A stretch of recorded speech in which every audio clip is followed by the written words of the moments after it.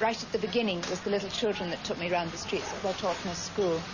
And they used to take me a different way, and I used to make them lead me out a different way each time, and nobody minded because I was with the children.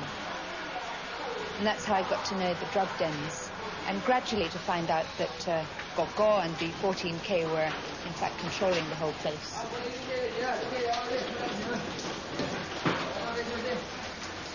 Through lots of little lanes, hardly connected, you'd find your way to the actual door, or one of the old gates of the Walled City. And then you go into real blackness, because that's where all the houses are built on top of one another and no light ever got down.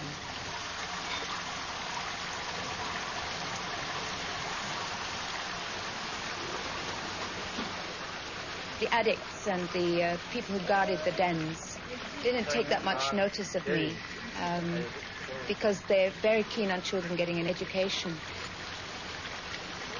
Then I began to find out what the people in the streets were doing.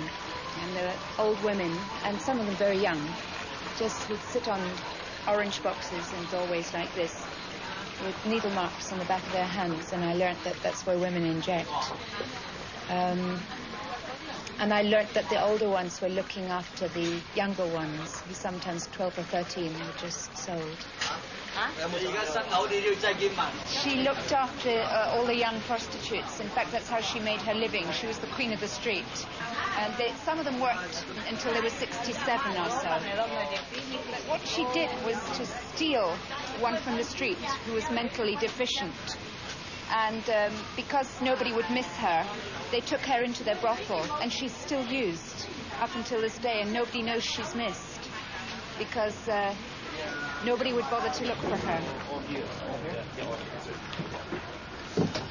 A young triad will befriend a fairly young girl and force her to act as a prostitute for the particular group.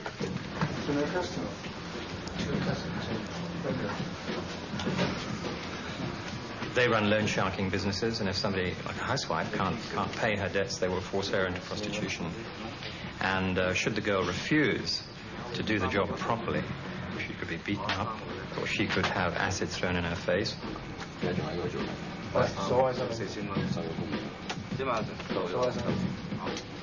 When they enter the triad society, they go through initiation rites.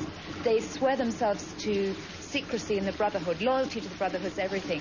And they invoke curses upon themselves and their families if they're disloyal.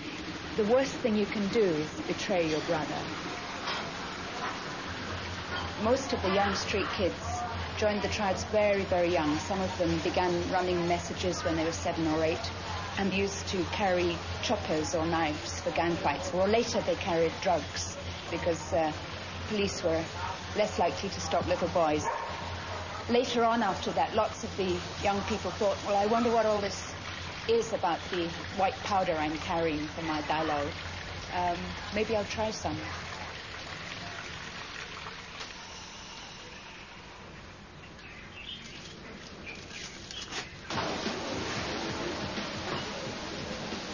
Apart from Blue Film Theatre and the gambling dens and the heroin dens, there wasn't even a neutral place where they could be.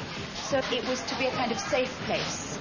Every time we sung hymns or something, they'd go outside and whistle and shout and smoke and wait till I'd done the religious bit, and then they'd come back in. And it was actually terrible knowing that within a few years many would die and many more would be in prison. And I didn't know how to reach them. They were terrible.